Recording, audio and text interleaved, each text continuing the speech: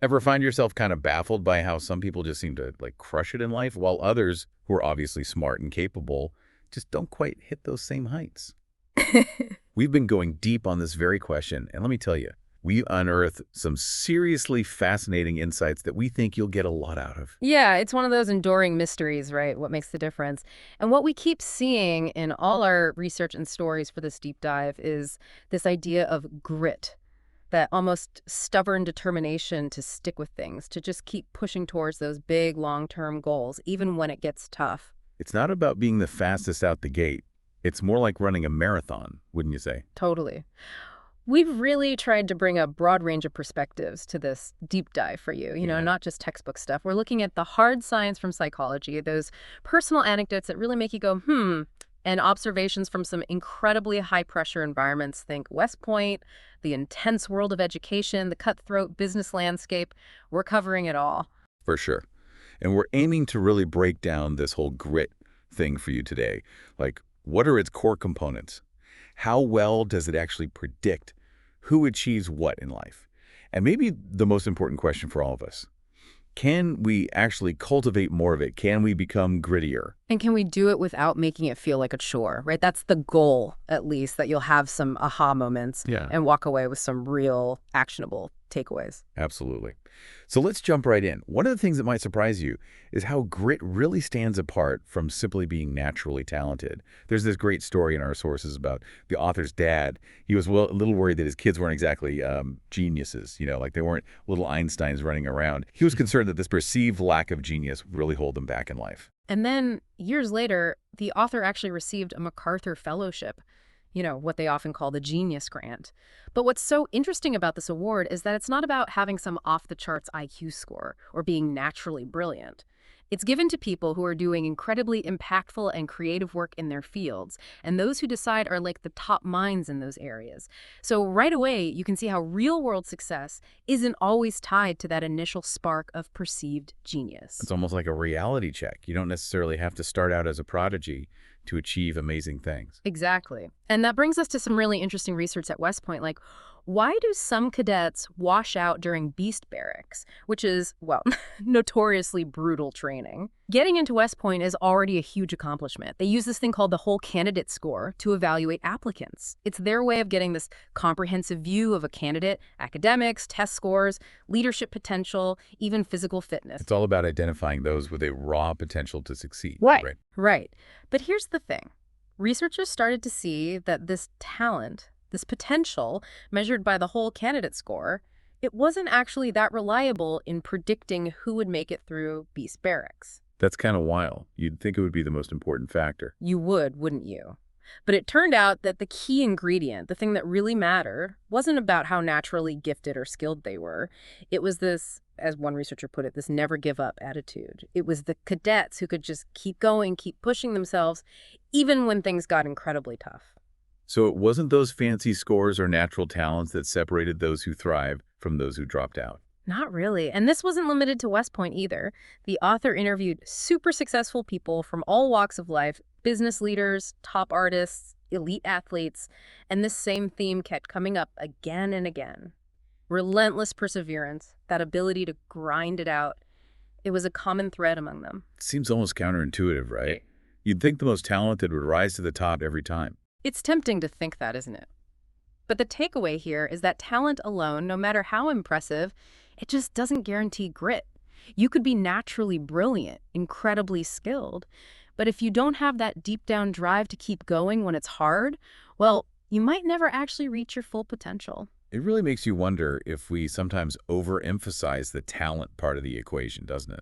It really does. And the author shares how this realization hit her during her time as a teacher. She started to see firsthand that raw talent wasn't the only thing separating the students who really thrived from those who struggled. It's a great point. She even talks about how she left this super prestigious consulting job at McKinsey, a place often seen as the ultimate breeding ground for brilliant minds to go into teaching. You can imagine how surprised her colleagues were. It really goes to show how much our society tends to associate certain career paths with, like having some inherent talent. But it's not always that simple. No, it's not. And then there's the story of David Luong, a student who initially really struggled with calculus. like seriously struggled. But instead of just giving up, he buckled down, sought out extra help, and ended up not only mastering the material, but excelling, like really excelling. He went on to earn dual degrees in engineering and economics from Swarthmore. Talk about a comeback story. It's a powerful reminder that those aptitude tests, those initial assessments of someone's abilities, they don't always tell the whole story, do they? Not even close. And the sources make a pretty strong argument that this overemphasis on talent can actually do real harm. When we put so much focus on innate ability, we risk overlooking all these other crucial ingredients for success, and grit is definitely one of them. It's almost like we send this unintended message that hard work and determination aren't as important as simply being gifted. I think that's spot on. And then you have someone like Scott Barry Kaufman, who's a super accomplished academic psychologist, actually works in the same building as the author, funnily enough. But what's so interesting about his story is that he had some serious learning difficulties early on. I mean, he was actually placed in special education. Wow, so not someone you'd immediately think of as talented in the traditional sense. Right, but here's the thing. He went on to achieve some pretty incredible academic success. I'm talking degrees from Carnegie Mellon, Cambridge, Yale, top-tier institutions. And it wasn't just academics either. He really pushed himself outside his comfort zone, joined Latin class, did the school musical, sang in the choir. He was determined to discover what he was capable of, and he found out he was far from hopeless. That's incredibly inspiring. And then there's his commitment to learning the cello. Driven by this intense desire to, prove he was intellectually capable, he practiced for something like 8 or 9 hours a day. It really highlights how sheer effort, that internal drive, can unlock potential that you might not even know you have. It's like a case study in the power of hard work. And I think it brings home a really important point for us. While talent certainly matters, obsessing over it can actually distract us from the equally, if not more, crucial role of effort in achieving our goals. It's like looking at only one side of the coin. Exactly. And the sources point out how deeply ingrained this whole talent focus is in our culture. You see it everywhere: news, entertainment, even how we talk about successful people. It's like we're always trying to pinpoint that innate gift as the main explanation for extraordinary achievements. And while natural abilities definitely play a role, it's not the whole story. Our sources include this really insightful quote from Michelangelo, the artist. He emphasized how important it was to pay meticulous attention to every tiny detail, not just focus on the overall grand effect. It's a reminder that true mastery in any field often comes down to consistently putting in the work, even on those seemingly insignificant tasks. That's such a good point. And then there's this anecdote about the author's meeting with her graduate advisor, Marty Seligman, who's this huge figure in psychology, known for his work on, clinical depression and the whole field of positive psychology. And he basically told her, point blank, "You haven't had a good idea in 2 years." Oh, wow. That's not the most encouraging feedback. Not exactly right. But the sources emphasize that, as tough as it was to hear, his bluntness actually pushed the author to really double down on her effort and her commitment to her work. It was a turning point for her, where she realized that just having ideas, that initial spark, it wasn't enough. It was the hard work of developing those ideas, of truly seeing them through, that really mattered. So sometimes a little tough love can light a fire under you. I think so. And speaking of pushing yourself, our sources talk about this historical research study called the treadmill test. It wasn't just about measuring physical fitness. It was about seeing how willing people were to really exert themselves, to push their limits, and to keep going even when it got hard. Sounds exhausting. It was, I'm sure. But what's really interesting for us is that decades later, a psychiatrist named George Vaillant followed up with the men who had participated in those treadmill tests. And by that point, researchers had gathered all this data on their lives, their income, their careers, their health, their relationships, the whole picture. And Vaillant found this really compelling link. The guys who had lasted longer on the treadmill way back when, they were actually doing better overall in their adult lives. They had greater psychological well-being. So pushing yourself physically, that willingness to keep going, even when your body's screaming at you to stop, it actually translated to a better life overall years later. It seems that way, and it really reinforces this idea, which the sources attribute to Will Smith, that 80% of success in life is showing up. It's about consistently showing up, putting in the effort, even when you don't feel like it. That's a powerful thought. The author even went so far as to create this hypothetical grit score based on how willing those young men in the treadmill test would have been to come back and try to improve their performance. It's a way of thinking about how we might actually measure that kind of persistent effort, which, as we've seen, seems to be linked to all sorts of positive outcomes. And I think all of this leads us to a really core definition of grit that our sources offer. Yeah. It's working on something you care about so much that you're willing to stay loyal to it. Yeah. It's not just that initial burst of enthusiasm or excitement. It's about that long-term commitment. As the author beautifully puts it, it's not just falling in love, staying in love with your goals. That's such a great way to put it. But how do we even know how gritty we are? How do we measure something like that? Well, that's where the grit scale comes in. Tell us about it. It's this self-assessment tool, a series of questions designed to help you reflect on your own levels of passion and perseverance. And, it's really important to remember that your score is just a snapshot, a reflection of how you see yourself at this moment. Grit isn't fixed. It can change over time based on your experiences and what you choose to focus on. It's not like an IQ test set in stone. No, not at all. And the grit scale actually breaks it down even further for you. It separates grit into its two key components: passion, which is about that consistent interest you maintain over time, and perseverance, which is your tendency to stick with those really difficult goals, to push through obstacles. You can actually calculate separate scores for each of these, which gives you a more nuanced understanding of your own grit profile. So we can see where our strengths and maybe our areas for growth are. Exactly. And to really bring this to life, to see how passion and perseverance can play out in the real world, our sources highlight the incredible story of Jeffrey Gettleman, who's the New York Times East Africa bureau chief and a Pulitzer Prize winner. Talk about a high achiever. His career is a testament to courage and dedication, for sure. Totally. But what's really interesting is that his path to becoming the East Africa bureau chief, it wasn't some overnight success story. It was a slow, steady climb that took him about a decade. He had different roles at various newspapers along the way.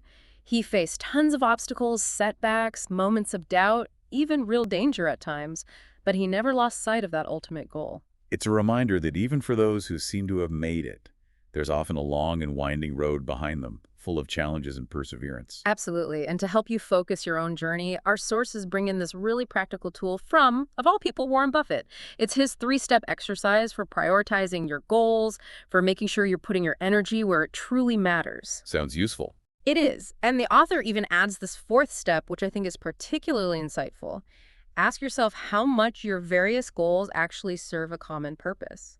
The more your goals align with the same overarching aim, the more focused and potent your passion can become. It's like creating this unified hierarchy of your goals so all your efforts are working in harmony. So it's not just about setting goals, it's about making sure those goals are actually moving you in the direction you truly want to go. Precisely. Now, let's shift gears a bit and think about where grit actually comes from within us. Our sources make this really important point.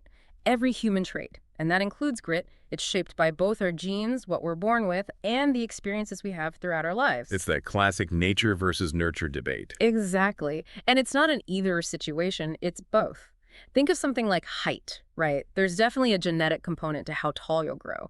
But if you look at the average height of people just a few generations ago compared to now, it's increased significantly. And that's largely due to things like better nutrition, healthcare, those environmental factors. So our genes provide the blueprint, but our environment can definitely influence how that blueprint is expressed. I like that analogy.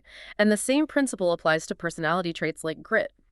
While you might have certain natural tendencies, your personality isn't fixed. It evolves, it changes over time as you encounter different life experiences. That's actually pretty encouraging. It means we're not stuck with whatever we start with. Exactly.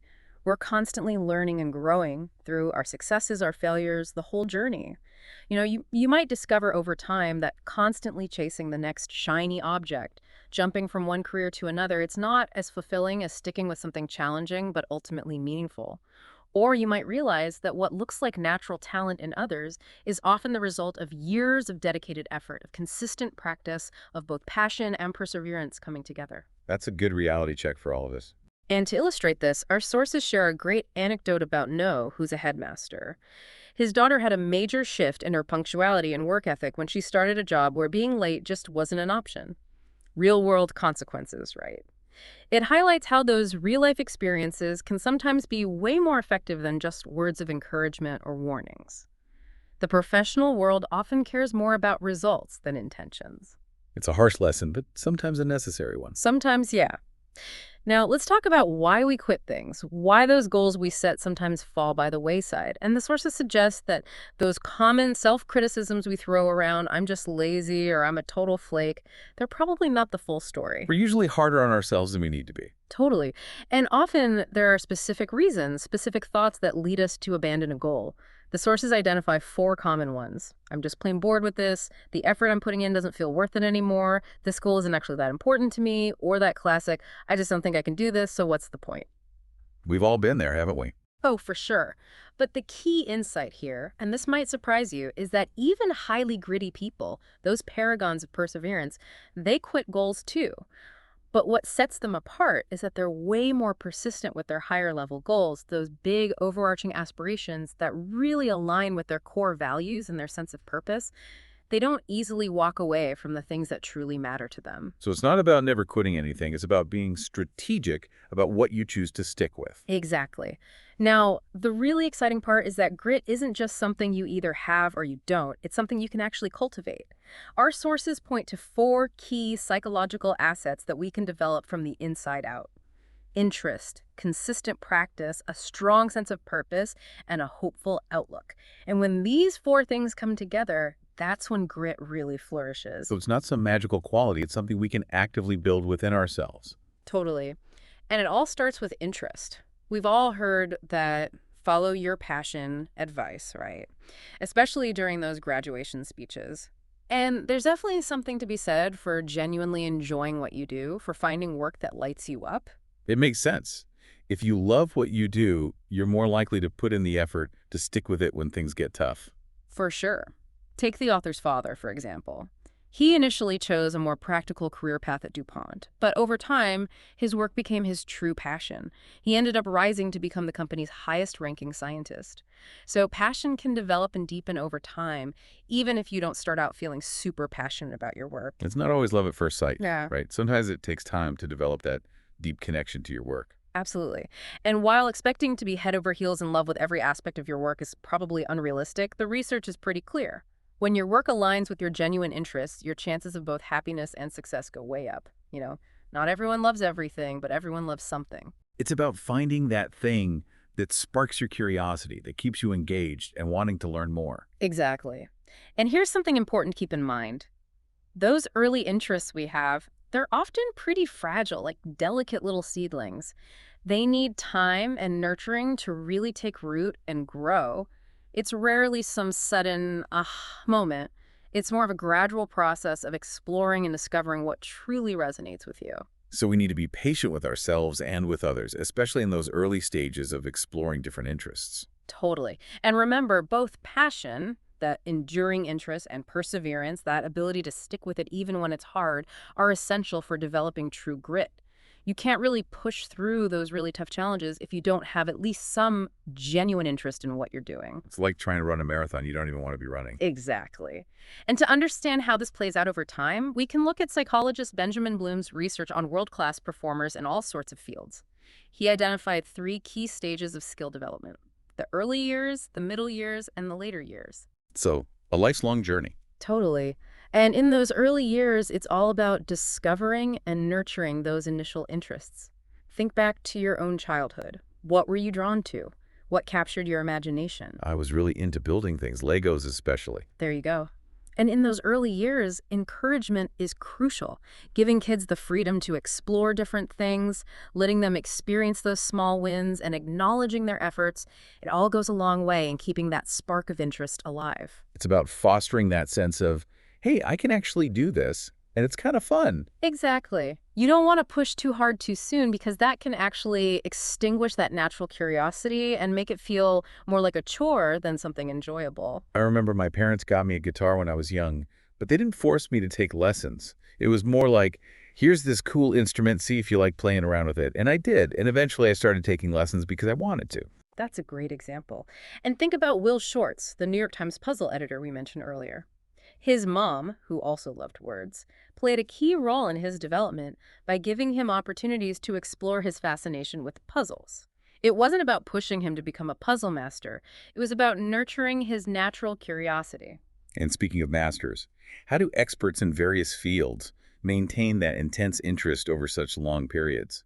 It's not like they're constantly chasing novelty in the same way a beginner might. You're right. For experts, the novelty often comes from exploring the nuances, the deeper layers, the intricate details within their field.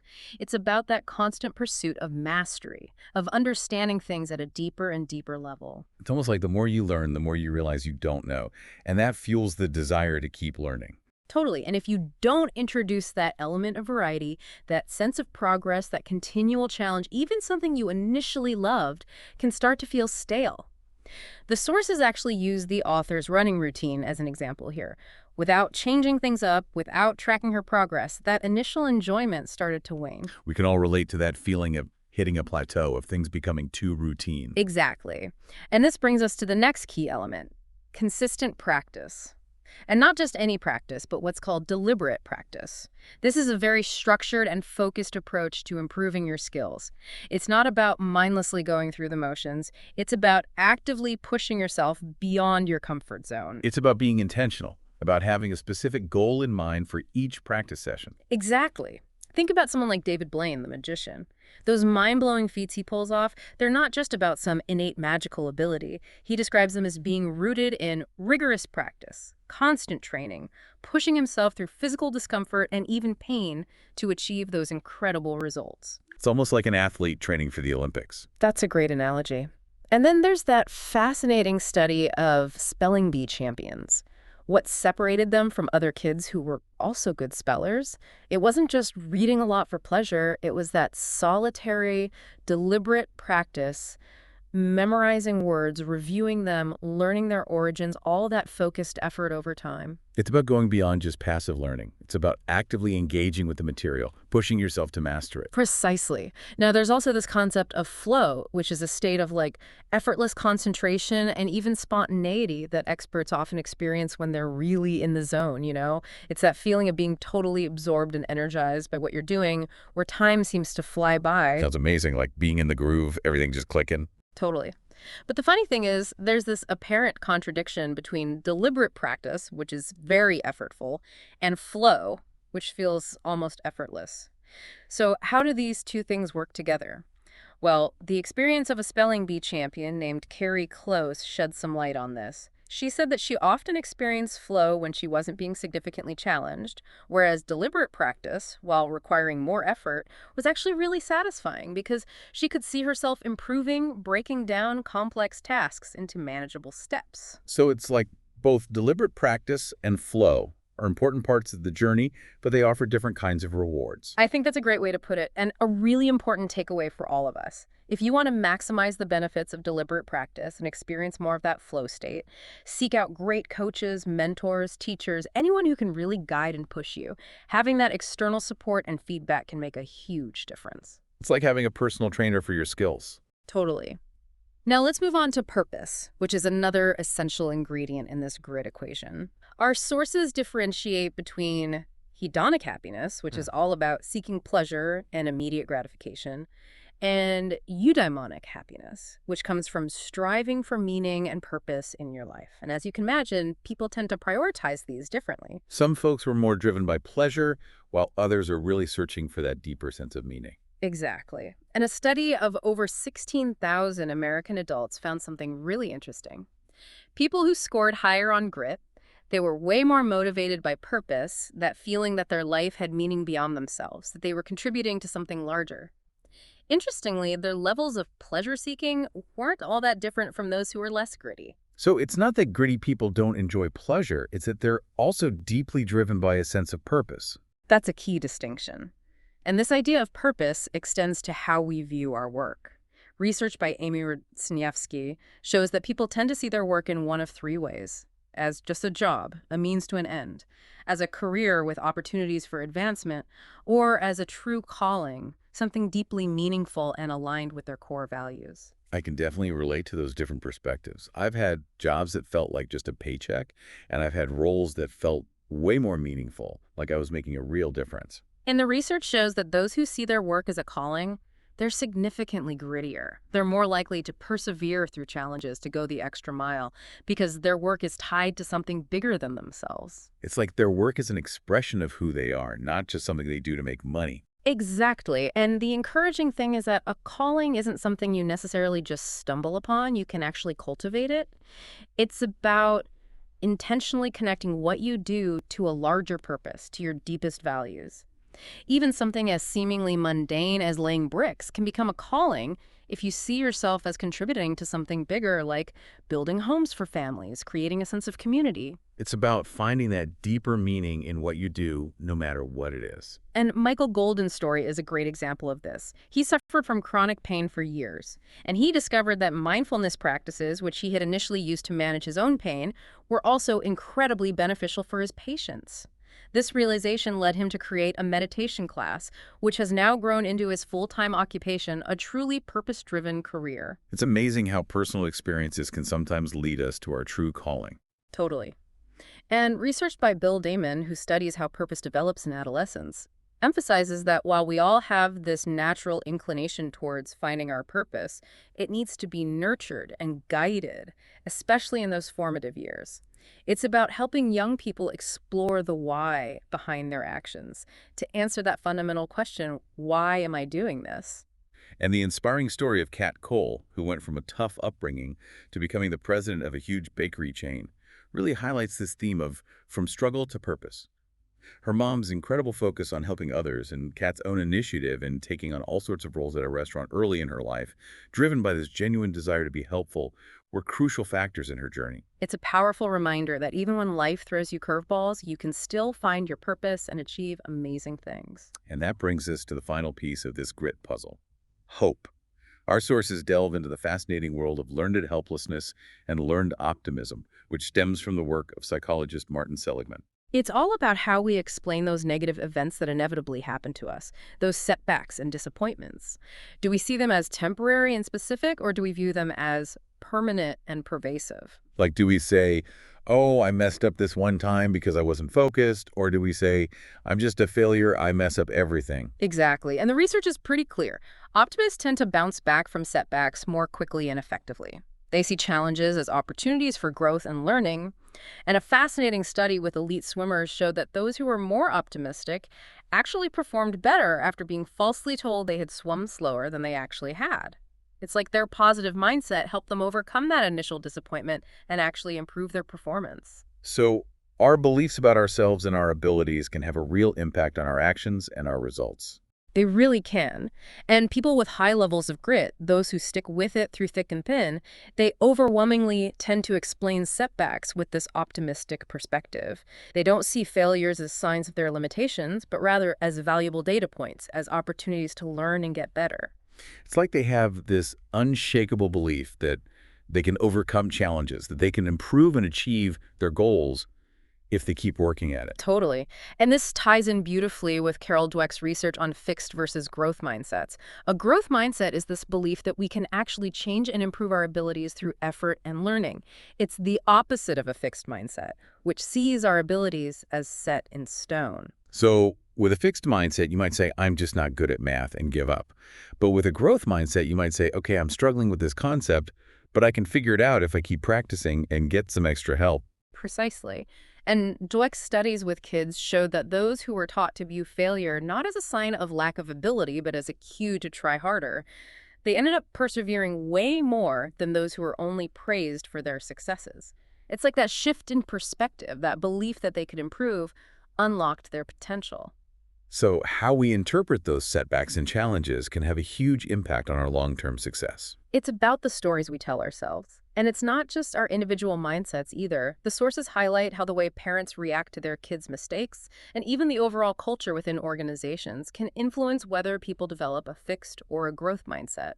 Organizations that foster a growth mindset tend to have more trust, more collaboration, and they're more focused on developing everyone, not just a few star performers. It's about creating an environment where it's safe to make mistakes, where people feel supported in their efforts to learn and grow. Absolutely. And adopting a gritty perspective, both for ourselves and for others, really involves believing in that capacity for growth and change.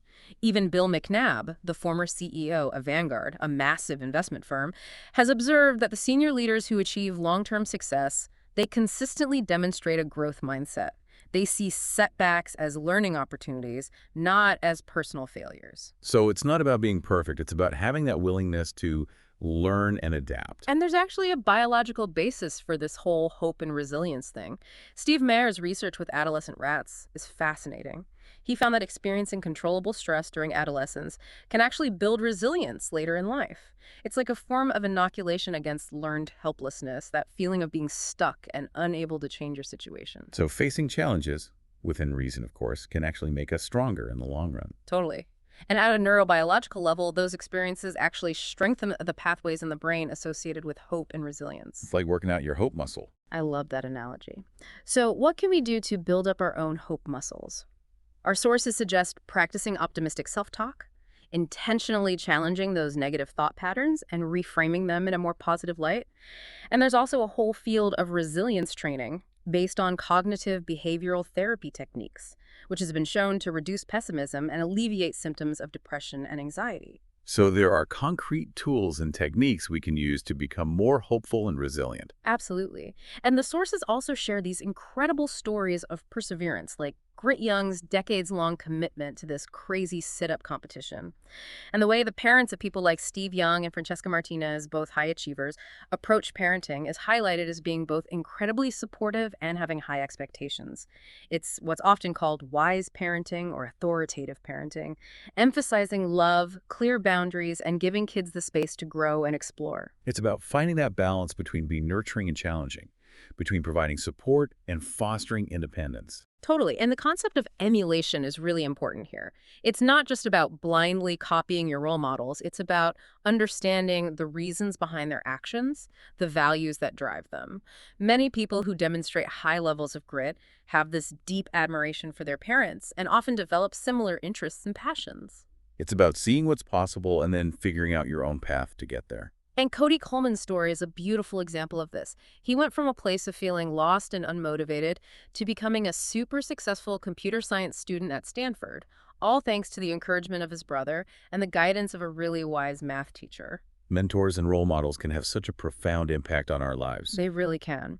And research by Warren Willingham, who studied something called the Personal Qualities Project, revealed this really surprising insight.